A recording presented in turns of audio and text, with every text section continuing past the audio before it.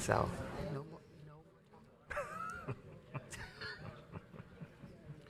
Good morning. Good morning. Good morning, Grinnellians. How's everyone doing today? Good. Yes? Wonderful, wonderful. I hope everyone's enjoying their reunion. I sure am. My name's Lester Alemán. I'm from the class of 2007, and I'm going to be your host today for the Real Talk, The View from Grinnell. I want to give a special shout out to those of you who made it out to reunion. I also want to give a special hello to those joining us on the live stream. And we miss you. We wish you could be here. Beautiful weather that you're missing out on. I'm here this morning as one of the past presidents of Alumni Council, which is the amazing group of alumni who have coordinated this event. And I'm joined today by some Alumni Council members. So if you're on Alumni Council, can you please stand for just a second?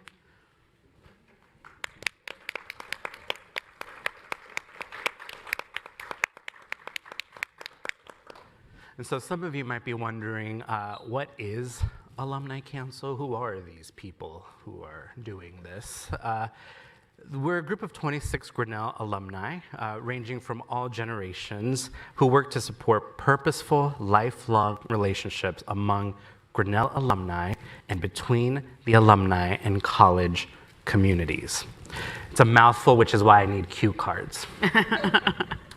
I will put a plug and say that we're accepting applications late fall from new members of Alumni Council. So if you're interested in joining and applying for Alumni Council, please do so. We'll look out for an email. You'll receive an email, but please make sure you sign up for that. We're so thrilled to be hosting this session of our first council-sponsored hybrid event during reunion, designed to introduce and connect you with leadership across the college. So this will be the first in a series of events that we put together for all alumni. I'm really excited to invite you to spend time with our incredible new dean, Beronda Montgomery, as well as our three amazing teachers and scholars, Professors Lindgren, Rietz, and Jones. First, I want to thank you all for making it out here, spending a Saturday. It's Saturday, right? Saturday. Time works differently at this point. Thank you so much for taking a Saturday morning off and joining us for this great conversation. I'm going to ask everyone to just introduce yourselves really quickly. If you can share your name, what you teach, how long you've been at the college, and how you got here. Is that cool? All right, why don't we start over here? Hi, good morning, everybody. My name is Stephanie Jones. I am an associate professor of education. I've been at Grinnell since 2016. And how I got here? Oh, somebody put an ad out for a job. And I came, I applied. I got here in December and it was 40 degrees. So something already told me I was going to end up here with that weird weather that day. So been here ever since. I'm Beronda Montgomery. I am a professor of biology and dean of the college. I don't have privilege to teach a full class, but I have been invited into a couple of classes, which is always fun. I've been here since July 1st, so almost about to be a year. And how did I get here? As a biologist who studies plants, I believe that plants are teachers, and so that took me into work of thinking how about plants teach us to be better mentors and leaders. And I started doing academic leadership work, consulting with universities and colleges, a handful of which were liberal arts colleges, and I think I got on the radar of search firms.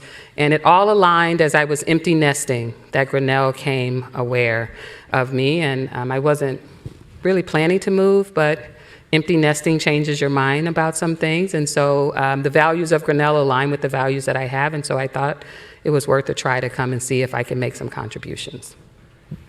So I'm Clark Lindgren. I'm also in the biology department, and I teach biology courses, obviously, but also neuroscience is one of my subspecialties. I've been here 31 years. And yeah, how did I get here? I think I drove most of the way. And, oh, no, that's not.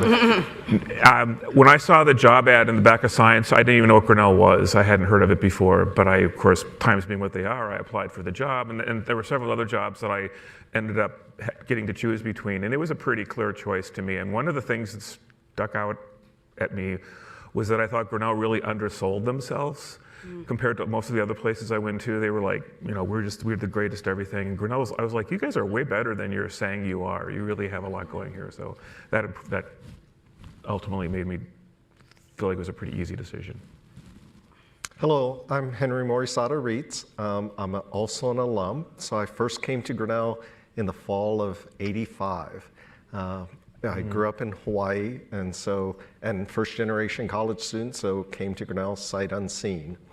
My high school college counselor, Fujiko Motobu, is also an alum. And back in the day, she's class of 1950, I believe. She said, well, I'm starting to hear some good things about Grinnell, my alma mater. You should think about applying there. So came to Grinnell sight unseen. Was a religious studies and classics double major. Went off to grad school and came back and have been teaching in the religious studies department since 1998. Very cool. Again, thank you all so much for joining us this morning. So we're going to go ahead and get into our question portion of this panel. I'm going to ask a few questions, and we solicited from alumni prior to this event. So where possible, we're going to attribute the question to the alum who asked it. Other questions that we have been composite questions, so there's theming around a certain topic that multiple alumni are interested in hearing about. And then we'll have a little bit of time at the end from folks in the audience who might want to ask a question or two. I do know that there's an event here at 12, and so we're going to try to wrap things up before 11:30. So we might be a little brief on questions, but that's okay. You know how to find all of us. And so we might not be able to get at every question, but that's okay. We're going to do the best that we can today. So for our panelists, we want this to be a very casual conversation. That's why there's coffee mugs on the tables. We're setting an atmosphere here. And so I'll ask a question, but feel free to add on, ask each other questions. We'll just make this a casual conversation for everyone. Cool? Cool. Awesome. All right, well, the first question comes from Rachel Schwaller, class of 2009. And the question is, how has your approach to teaching changed since you came to Grinnell, and why? Why don't we go ahead and start with Henry Rietz on the end? I think we've been influenced, especially by the last couple of years with the pandemic. We've had to become a little more agile. Certainly, teaching remotely was quite the shock to many of us to rethink how we are teaching. Since the pandemic, I have a sense that some of our students' attention span and ability to read large chunks of material is a little harder, and I teach courses like the Hebrew Bible and Christian Scriptures, so needing to maybe scaffold reading assignments in a different way. Cool.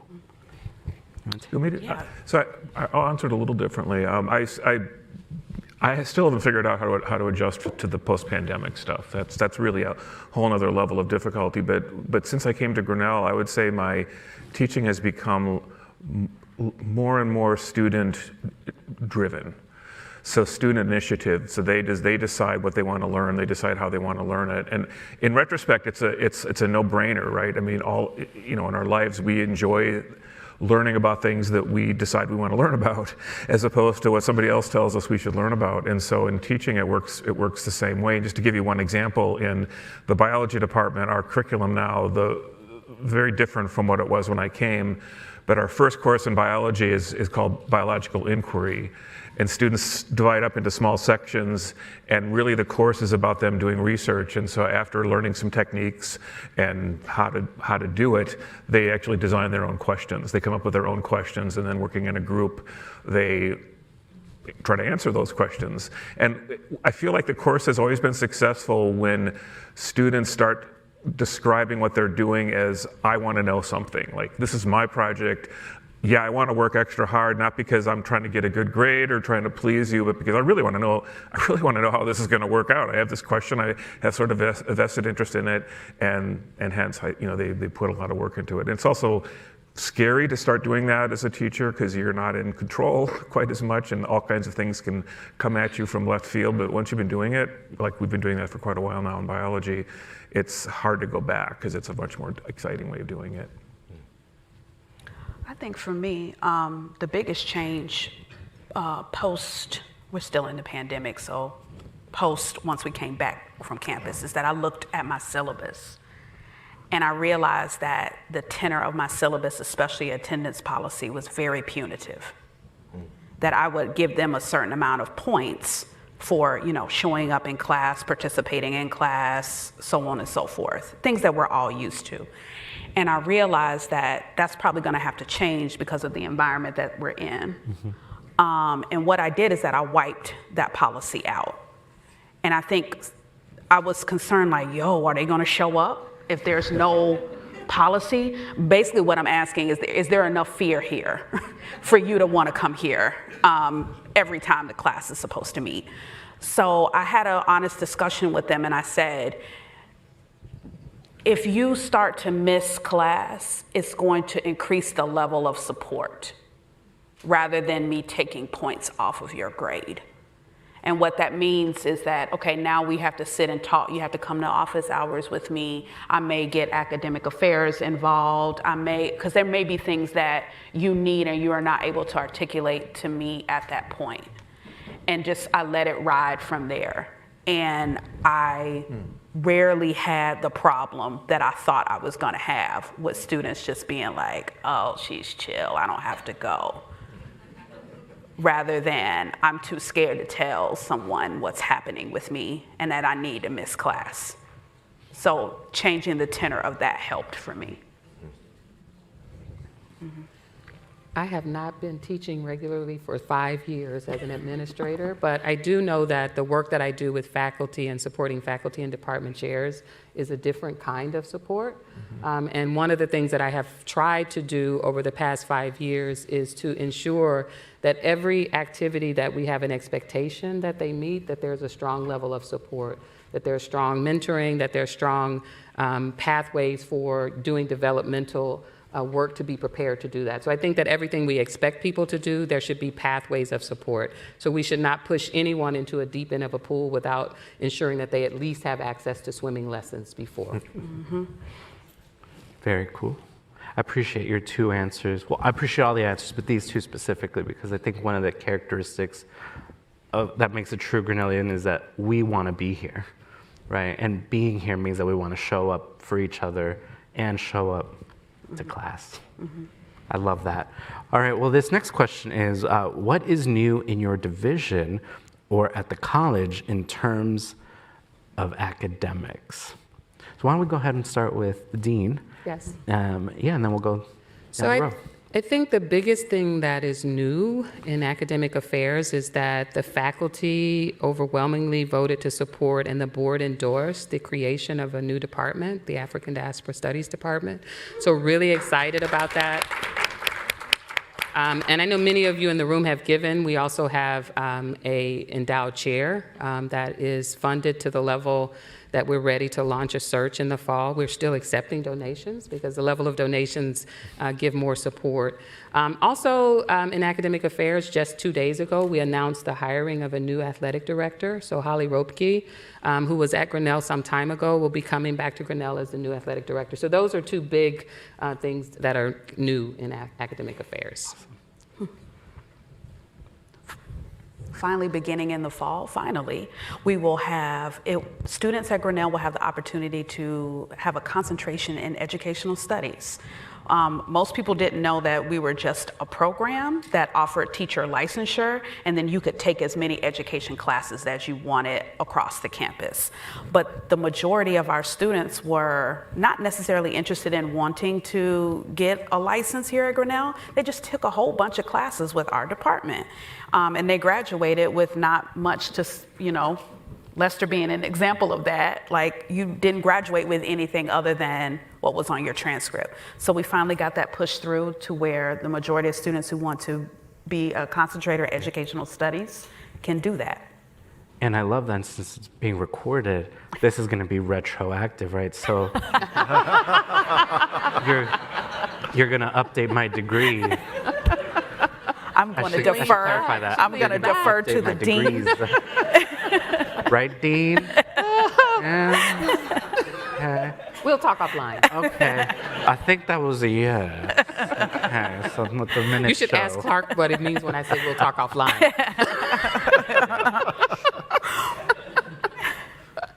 Clark or Henry? Go ahead.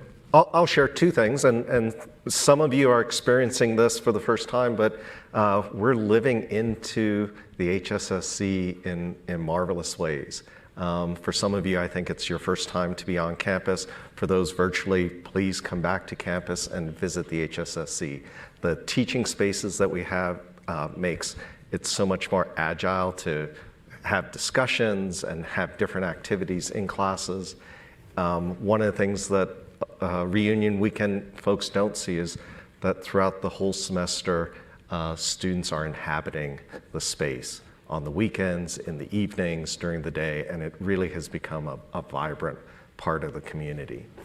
So that's one thing I would share. The other thing I would share, and it's new to me in the last couple of years, but I've taken over the Learning from Alumni class that Doug Calkins innovated a number of years ago. I took it over during the pandemic where we couldn't have visitors to campus, but I merged it with an activity that I did in my tutorial, and that's having students find alumni and do interviews with them. And it has been such a joy to have students connect up with alums.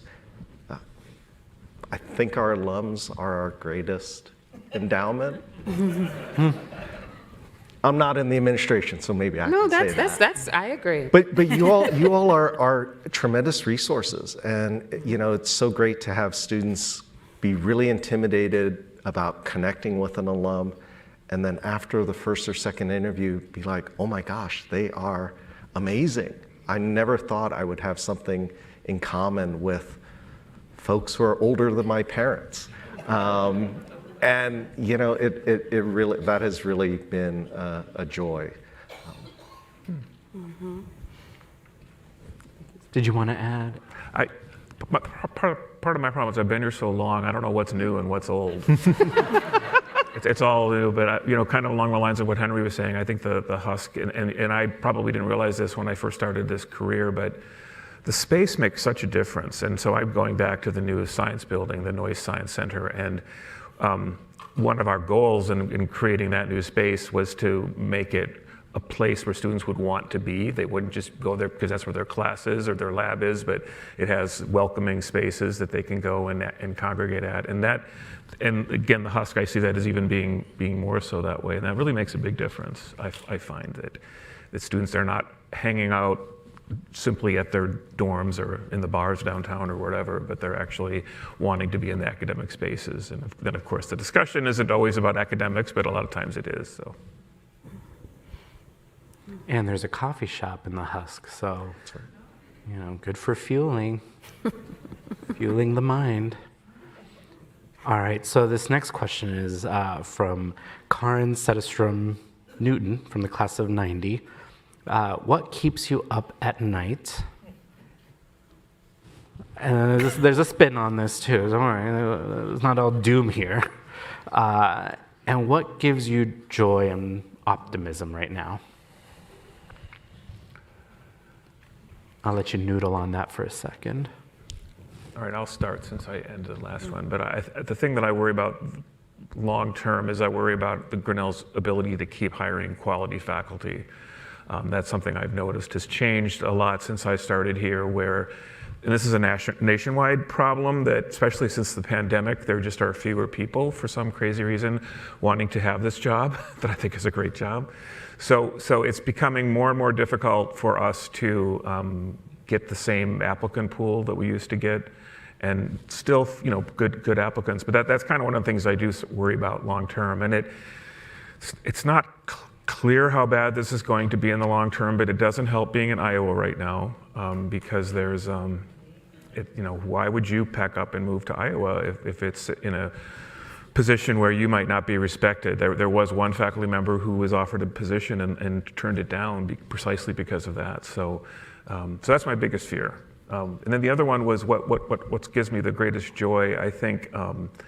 It's to still the students. That's always been the piece of it. And I've been at a couple of other places. I taught at some other colleges and universities, and the students are really what make this place special and unique. I find that I'm humbled every day by them, and not just in terms of their honesty, their integrity, but also their willingness to engage in social justice and all that. So that's my biggest joy. I'm actually not prone to letting things keep me up at night that are related to work. That's right. I That's right. try to do my best job every day. I try to keep a list of the topics that I didn't get done and I know I have to return to. And then I try to go and live. If anything keeps me up at night, it's my 81-year-old mother and my 20-year-old son. It's hard raising parents and hard raising 20-year-olds. But I really am, and I say this and I think sometimes people don't believe me, my identity is not this job. I try to give it my very best. And I hope that, at the end of the day, people see that I've strived to try to make a good contribution. When I get it wrong, I say I got it wrong. If we get it right, I let the work speak for itself. And then I try to go home and be a daughter and a mother and a friend and read and write and enjoy a little bit of life. And the thing that brings me joy are the same 81-year-old mother and 20-year-old son who keep me up at night. Yeah. So I need to call you in the middle of the night when I'm over there joyful, man. Dean Montgomery's taking phone calls after hours. We'll share her number after. Oh, well, I was co-signing and I was agreeing. That's what the finger was. Because one thing about me is I'm going to bed, period. I've always been a prolific 8-9 hour sleeper every night, and I want to stay that way. So I think part of that is being able to, leave work at work. I think what brings me joy is that I was a high school teacher before I became a college professor. So that epicenter for me has always been the students. And Grinnell students keep me on my toes, all 10 of them, just like they come in ready. Now, sometimes we have to say, okay, slow down a little bit. You're coming in as a first year talking about what grad school program you want to apply for.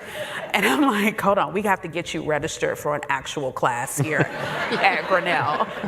But their enthusiasm and their excitement is what brings me joy to be in this position, and also trying to navigate that space of what it means to be living as a Black person in Iowa, having to balance that, knowing what season we're about to be in a few months is, or really right now, what does it mean for us to remain healthy in this type of space is always something that's going to be on my mind.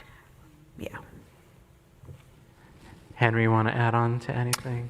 I'm going to echo the joy of the students. I mean, I think that Grinnell is the ideal place to work because of the students that we have and being able to walk alongside them in their educational journey.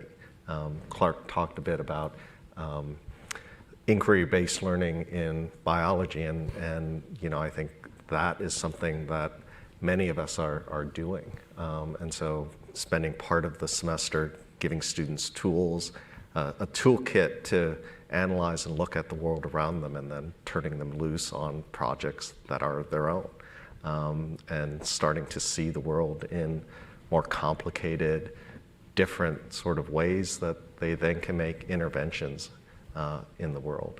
And so that's really a joy, and having them do projects that I could not think up, that really does give me happiness.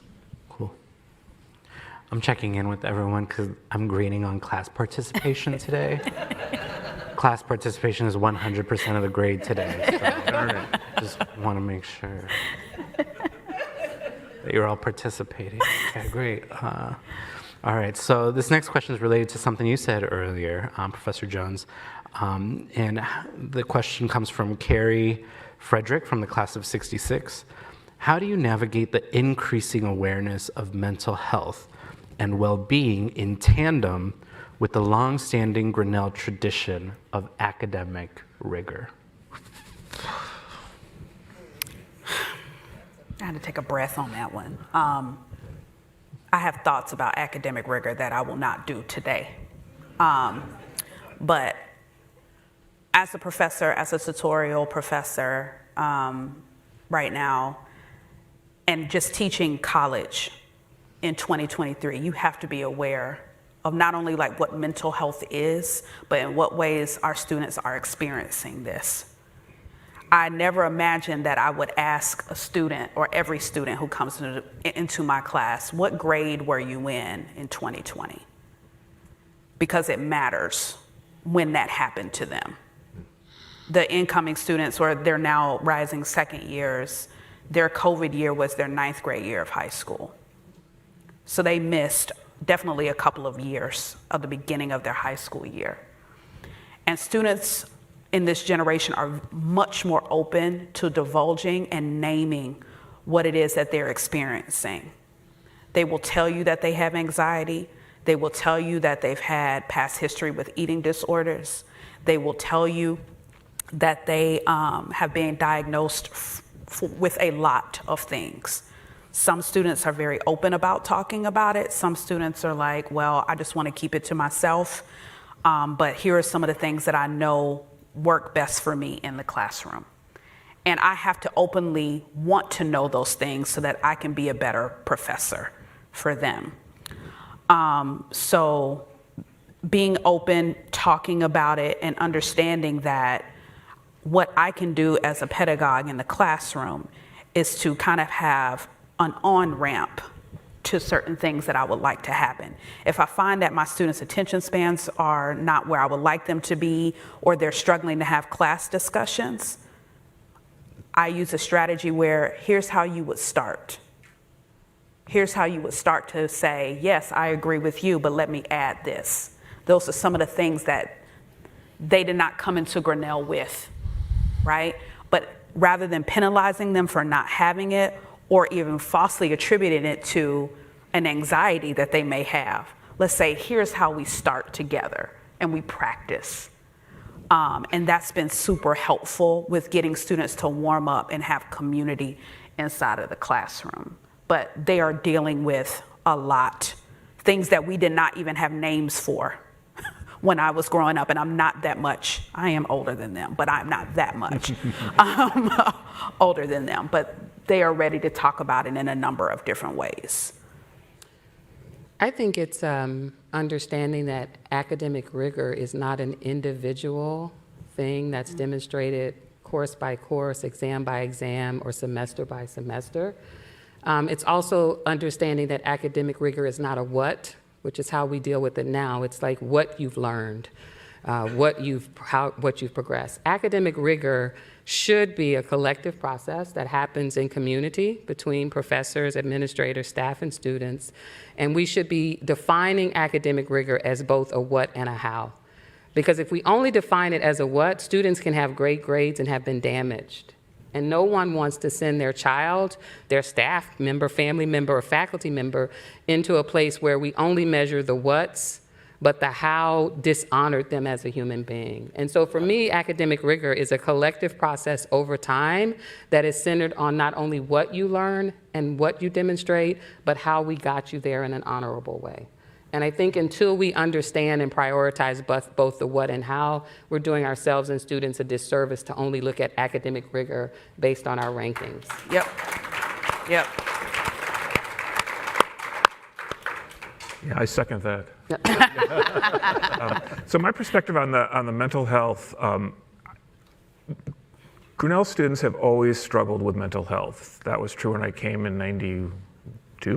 And do you guys remember Jo Calhoun? Where she? So I was really good friends with her, and I remember her telling me that, well, you know, Clark, mental health problems tend to go along with high IQ, so high intelligent people. So if you're not having any mental health problems, well, never mind. Life is too easy right now. So I always felt that there always was mental health. I think I kind of like the changes that I've seen, because I don't know that students are having more mental health problems. They're just talking about it more. About 'em. And so you hear about it all the time, and sort of like. I'm not sure I understand. Sorry, that was. Did you hear that? Yeah. My watch never understands me.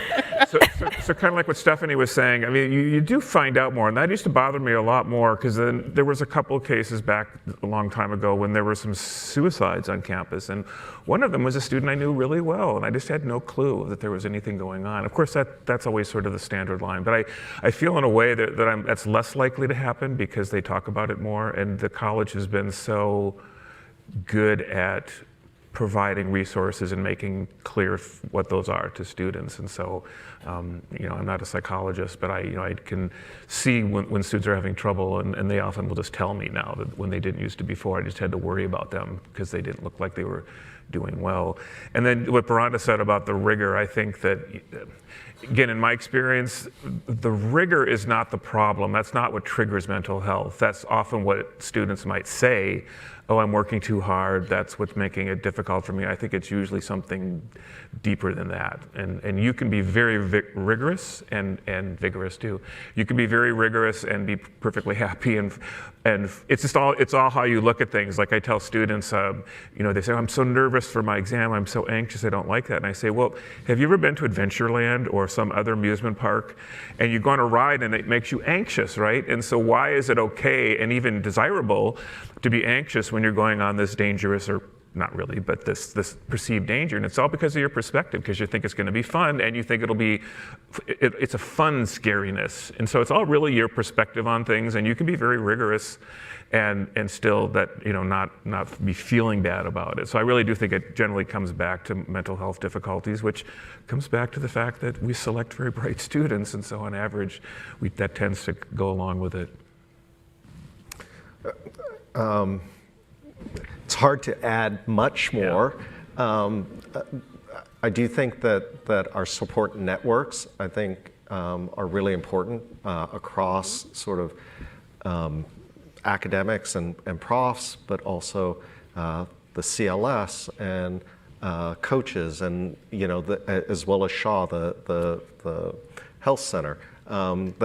Students have a number of places that they have relationships with people, and so being able to work together to help students who are dealing with crisis is very important.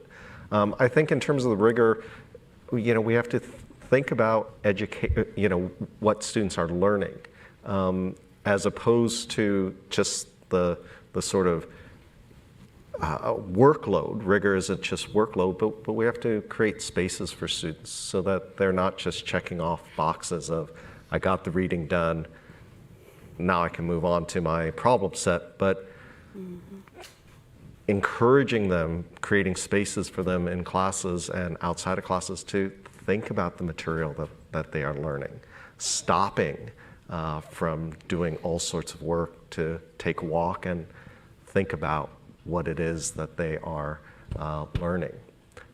In my advising, I've gotten into the habit in the last few years of walking with students. When students come into my office, I will ask them, do we need the computer or do we need a book? And more often than not, they'll say no. So I said, well, let's go for a walk. Let's talk this through. I think there's neuropsych evidence to say we think better walking. And it helps me when I have writer's block to go for a walk, because more often than not, within 15 minutes, that next sentence comes and I can go back and start writing again. After these sessions with students, whether it's a half hour, 45 minutes, I have different paths I take with students depending on how long it's going to be. I often will say to them, well, how do you feel? You looked pretty tired when you walked into my office. And they'll say, well, yeah, I feel more awake.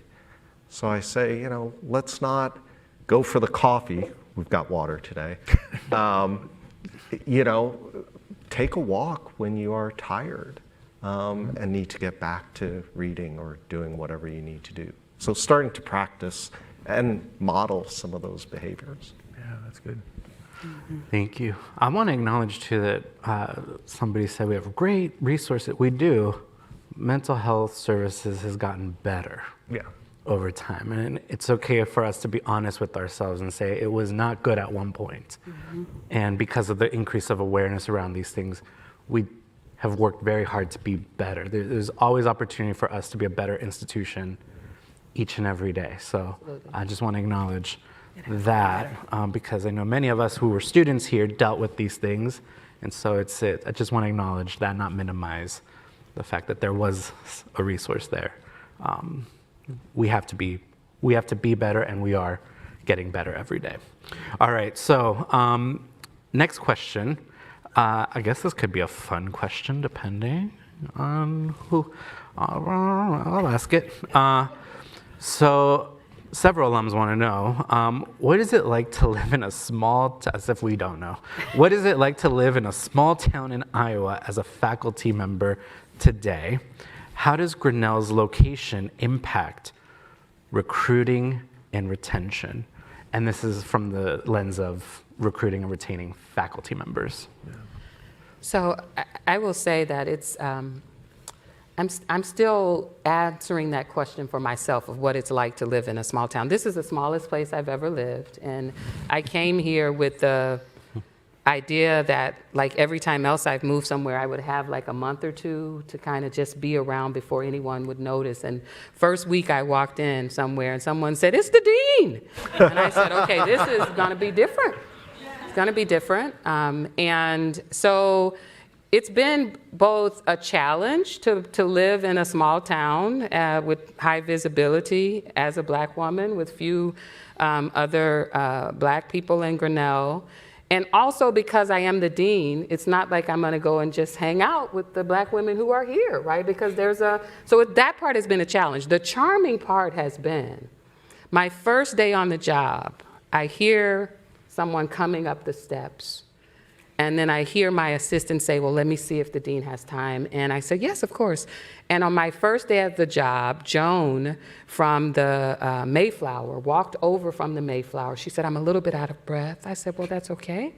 She said, "I'm 90-something from the class of 1951, and I thought that you should have a welcome from an alum on your first day at Grinnell." So even though there are challenges, it's also very charming. I have a group of friends at the Mayflower. They had a book club. They read the book. They said I needed to come and answer some questions they had left. I've gone and had lunch with them. They come to events. And so it's both this beautiful charm of being able to have relationships like that with a group of retirees, and also the fact that, like the other day, I thought for a quick trip for floss at lunch, and on aisle 2, someone who had been trying to find me caught me, and we stood there and had a conversation about the issues that they wanted to talk about on aisle 2 while I had my floss in my hand. So it's charming and it's a balance. And so someone said it's Saturdays. Usually on Saturday mornings this time of year, I'm in Des Moines at the Botanical Garden, or I'm in Des Moines at the farmer's market, because I can walk around and basically no one knows who I am, and that's fun too.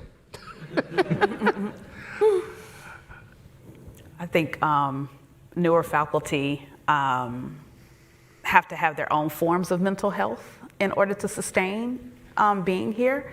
So there are I'm a part of another cohort of Black faculty that are here at campus, and I have nicknamed them, we take what I call rage rides.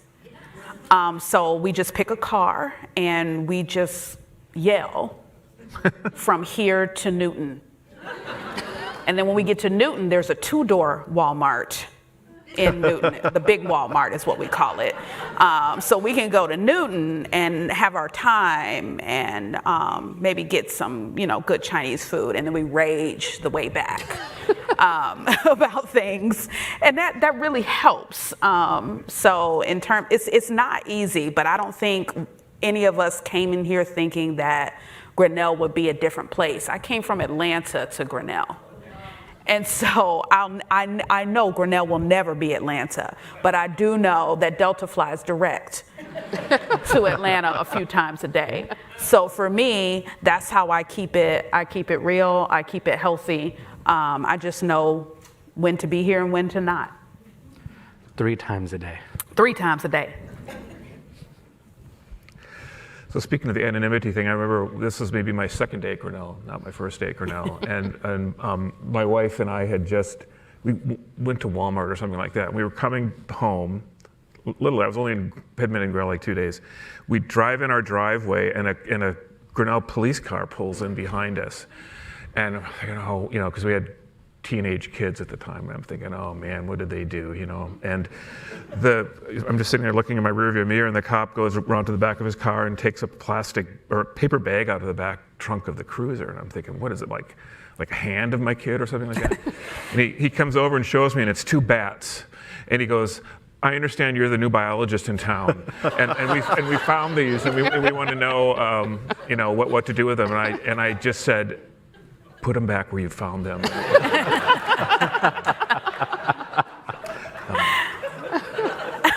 Grinnell. That's Grinnell. But see, the guy before me that I replaced was a bat biologist, and so of course you'd think that I knew something about bats, which I didn't. Enough to know to stay away from them. But I think in terms of faculty recruitment, that was the other part of the question. I was just talking to some alums yesterday, and they're both faculty, and it's a great place if you're trying to hire and recruit faculty. If they already have kids and they have a family, this is seen as a really great place to come, because it's just an easy community to live in. Everything is 5 minutes away. It doesn't matter where you are in Grinnell. It takes you 5 minutes to get to the other place, and just easy to shop and all those kinds of things. But if you're single, it's not a great place to come, and so I think that's, again, going back to my earlier comments about it doesn't keep me up at night, but I do worry about the ability to recruit faculty, because it's just getting to be a more challenging problem anyway. And if you're single and you're choosing to live in a town, or probably if you're Black, if you're other minority races as well, that's going to be a place that's not ideal for you. So we need to really be aware of that and do what we can to make people feel welcome at home here. I think the advantage is we are a small community at the college, and so just like our students, our faculty are not cookie cutter, and so providing different options for different faculty. Some liking the living in town and being 5 minutes away. Others will commute from Des Moines or Iowa City, and I think that's something that's supported across the board. When we hire faculty, it's conversation. What are you looking for, and what would be good for you? I'm going to ask a speed round question. Speed round. Speed round. Speed round. Speed let's go. round, because alums love homework. Mark Finkelstein from class of '82 wants to know, if you could assign an alum a book to read, what would it be? So we'll do speed round. Just tell us the name of the book. If it's your book, that's okay too. There's no shame in self-promotion here. And then we'll just leave it at that. Yeah. I'm reading American Sirens, which tells the history of EMT paramedics and how it began as a cohort of Black citizens in Pittsburgh who were being refused care at their local hospitals, and created a driving ambulance to help cover that gap. American Sirens. Wow. Yeah, so I've heard that Lessons from Plants is a reasonable read. But right now what I'm reading is South to America by Imani Perry, which is one of her, she's brilliant, National Book Award, and it's just an amazing, amazing book. South to America. Yeah, I think everybody should read something by E.O. Wilson. And so if you don't know him, he passed away a couple years ago, but he was an evolutionary biologist at Harvard who had the audacity to claim that human societies you could really learn a lot about human societies by studying insects and insect societies. And he was very controversial. People threw rotten tomatoes at him on stage because they got so mad at him daring to say that. But he persisted, and my favorite book of his is called On Human Nature, and I think that's the one that got the Pulitzer Prize for him. But it's an old one, but it's a great book. George Drake's memoir. Yeah. Awesome. We have time for one or two questions from the audience. The only thing I ask is that when you ask a question, if you can share your name and what your class here is, so everyone can hear. David Snyder, here for the 50th reunion of the class of 73. First time back since I left the campus. Wow. And how to ask this, is there a faculty committee looking at the role of artificial intelligence in education? So there's not currently a faculty committee dedicated to that issue, but we have had conversations this year. We had one of the Community Fridays on AI. We've had some conversations specifically about Chat GPT. So there are conversations started. We don't have a dedicated committee. Please don't make a new committee. I was going to sign you up. I'll be the chair of that. But I'll also mention, well, Beronda's right, but I'll also mention there's a workshop this summer, and I forget who's teaching it, Yes. but so faculty can do workshops in the summer, and it's specifically on Chat GPT. I do all my writing now that way, so. No raise for you. What? But do you believe it? I don't believe any of what I say. No. Yeah, no. That's really the problem, right? I mean, the linguistic part of it is interesting, but it just makes stuff up like crazy, and it does so in a very convincing way. So often, like first-year students, it makes it sound. Ha ha I ha. try to keep you out of trouble. We're still smart people. My name is Janet Welsh. I'm from the class of 1983, and since leaving Grinnell, I've been on the faculty at Penn State University for 27 years, and big public institution. And my question is, what do you guys think is the role of faculty in these decisions to bring controversial speakers to campus? I mean, we've had this at our school several times where these really awful people were going to come. And there's some discussion, should we not allow that?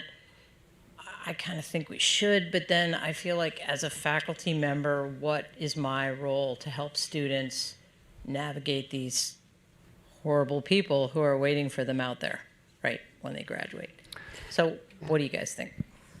It's challenging. I was involved in being the institutional point person for some of that at Michigan State University for the past few years. And the conversations that I always had with people when they wanted to invite someone is, what is your intention and what's the intended outcome, right? Yeah. Because a lot of times the intention is the controversy. Yeah.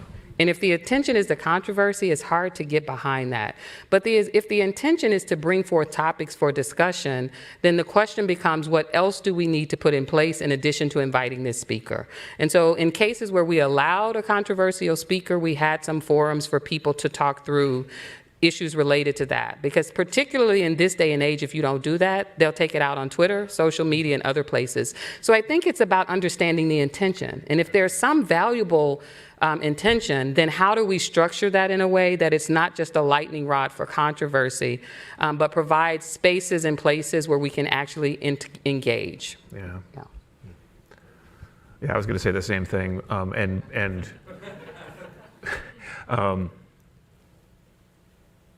well, we haven't really had that problem here at Grinnell nearly as much. I mean, this hasn't, as I recall, we haven't really had that kind of controversy. So I'm speaking to somebody who hasn't really been there. But like Beronda said, I mean, I would be really hesitant to support somebody who's coming, who's a politician, and doesn't have any mooring in academic, principles or rigor. Or is just somebody who just all they do is they go around and speak and just try to rile people up. I would not support that person coming on either side of the political spectrum. But if it's an academic person, that bothers me when I hear of places that, I mentioned E.O. Wilson, right? At one point, he was considered anathema, and he was a scholar. He was somebody that people should have been listening to, even if they didn't like what he was saying. And so I think, I don't know if that helped. I probably, if it was a credentialed, if it was somebody who was really an academic, why can't they come to your institution? And I would hope that students were mature enough to, be able to listen and analyze and respond. But Hi, everyone. I'm Megan Gehring Mellon, class of 2008. Thank you all so much for the real talk, and Lester, you're crushing it. So this is just a wonderful conversation. When COVID happened, George Floyd was also murdered, and I feel like my Grinnell consciousness actually involved a fair amount of blindedness, ignorance, and unawareness to some aspects of this country's history that continue to unfold, but with visibility that was not part of my upbringing in Topeka, Kansas. We'll say it that way. I am encouraged, as somebody who has tried my best to become somebody who is seizing the moment as a cis white woman, to be aware of what was not presented to me as something to be responsible for. I am encouraged that the college is doing, it seems like they're, Dr. King's painting is in the campus bookstore, across the street. We have a Harry Tubman room in the new building. It seems like the branding is moving a lot in the direction of performing race justice, which I actually appreciate, versus something else besides that. But as I think about my own aspirations and what I have been learning, feeling behind in that, they are to dare to be deeply accountable and to resiliently engage. And so the real talk question I would throw to faculty is just, what would be required for the level of marketing alignment with race justice to be fully congruent with the way particularly white people with power on this campus are behaving? What would white people with power on this campus have to acknowledge that we don't know in order for there to be integrity on that level? Thank you for your comments. It's an excellent question, and it's one I grapple with a lot. When I was interviewing here, I asked people, what kept them here. I asked them what their perception was about whether their lived experience aligned with the brand of Grinnell, because Grinnell has an amazing brand. And I think that one of the challenges we have is to be honest about when that's not happening, and there are many examples, right? And we have a hard time being honest about that, and we do lean into increasing our awareness. And back to Imani Perry, in another book she wrote, Breathe, a Letter to My Sons, she said that awareness is not in and of itself a virtue. Right. Not without a moral imperative. And I'm paraphrasing a little bit. But I think that part of what we have to do is to understand that we celebrate an increased awareness, which I think about as celebrating better inequality, as opposed to asking, are we aligning our moral imperatives behind that? And when I talk about better inequality, I talked about my 81-year-old mother. She grew up in the South, in Arkansas, segregated South. We have pictures of her in front of a colored-only fountain. She was pulled out of school every spring to pick cotton with her parents, my mother.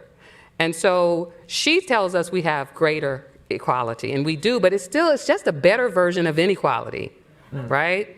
And so I think we have to be honest that we celebrate better inequality as opposed to saying we want equity. And part of that is we have to be honest. And I've said this is not a secret. I've said it to everyone, including the president and the board. Grinnell is not living up to its full capacity of the brand. We have a lot of cases where our lived experience of some of the people who are here is not aligning with what we say. And we have to be honest about that and ask what's keeping us from being who we say we are. And I came here to be a part of being who we say we are. And so I thank you for that question, because I think it opens us up to have some very difficult conversations. I think, yeah. I think in the classroom, one of my responsibilities is to say, Grinnellians know how to tear shit apart, excuse my language. But when it comes time to put something together, it's like, hold on a second, we're having a little bit of pause. So I try to enforce, through my teaching, what does it mean to put things back together? Not necessarily reforming, right, which is almost like this awareness thing where it's not getting where it needs to go. But what does it mean to create anew? And I am very almost adamant to my students about stop begging people to love you. Stop begging people who will never be what you want them to be. Go somewhere else. right? Find your people and build with them, right?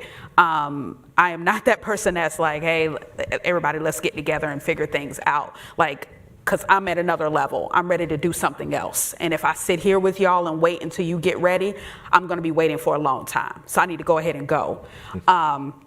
So with that being said, that's my advice of what to do in the classroom when I think about assignments, when I think about having them collaborate together. What are you creating anew that is going to be here for you and here for generations that don't even exist yet?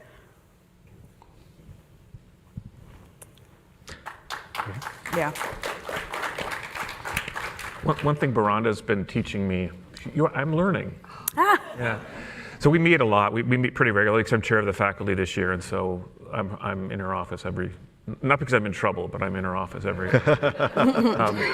But if you're trying to deal with a problem, it's not enough to say let's improve life for Black people or Black students or whatever. You also have to look at it in terms of we got where we are because of certain things that we have done to get to this point. And if we're going to just keep doing it the same way we've always done it, it's never going to change, right? And so some of that means you have to sort of think differently how you treat the majority, the white people. And it's not necessarily being punitive, but you have to sort of think about, so it's not just that certain minority groups haven't been given a full advantage. It's also we've been over-advantaging the white people, right? And other people who have the more power. So I think, as chair of the faculty, that's something that I think a fair amount about. What aspects of our governance structure are biased towards towards the majority of race at Grinnell, and both in the college and as the community, and what could we do not to? Don't keep doing the same thing. Who's the person who said that? If you don't expect to get a different answer if you keep doing the same thing. So there's more radical changes that we have to make. And just if I can just say one more little kind of quick thing, we're anticipating the Supreme Court to rule on affirmative action actually really soon, this month, I guess. And most likely they will eliminate affirmative action as a process that any institutions can use to fill our classes. And it's a horrible thing that we're going to have to deal with, but one of the benefits of that is it's making us really think about the fact that we can't rely on our admissions office to make sure we have some minority students that come to our college. We have to make the place desirable for them to come and want to be here. And so in a way, it's given more urgency to the faculty and to the staff to address some of the inequities that led to the George Floyd problem or whatever. You're a good listener. I'm a good listener, yeah. Yay, Clark. Henry, you do get all the full participation points already, so if you don't want to add anything, it's okay. I think it's all of our responsibility, everyone in the community, to have these hard conversations. And sometimes having those hard conversations is also being quiet and listening as well, and hearing the truths. I think as a small community, part of what we have the opportunity to do is to hear each other and to get to know each other in a deeper way, valuing experiences of individuals, because it isn't just that. Certainly there are systemic things that we need to deal with, but they get realized in individual lives and are experienced by individuals, and bringing out those voices and making space for voices. Yeah. Thank you for that question. And the word power kept getting used several times. I just want to remind folks, power is perceived most of the time. Yep. Power exists within the concept of perception. I'm embracing my inner Keisho Scott right now. And these conversations around diversity and all this stuff tend to be conversations that people fear or become uncomfortable around.